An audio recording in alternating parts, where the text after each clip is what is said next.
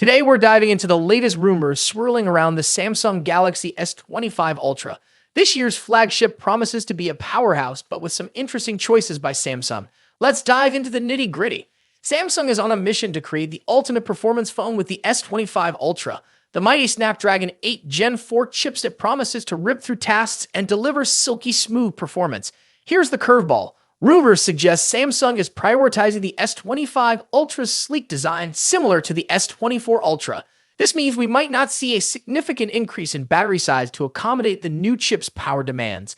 But don't worry, tech enthusiasts. Samsung might have a secret weapon up its sleeve, something called battery AI. This rumored technology could be a game changer. With battery AI, Samsung is aiming to boost battery life by up to 10% without physically enlarging the battery or sacrificing performance by throttling the CPU or GPU. Sounds like science fiction, right? We're definitely skeptical until we see it in action, but the potential for extended battery life without compromises is exciting. The yearly tradition of hoping for a significant fast charging upgrade on Samsung flagships continues.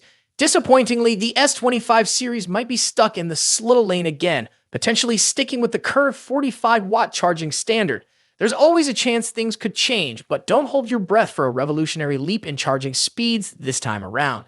This next rumor might raise some eyebrows. The Galaxy S25 series could be the final chapter for AMD GPUs in Samsung flagships. According to the reliable leakster Roland Quant, Samsung might be developing its own in-house GPU for the S26 and 2026.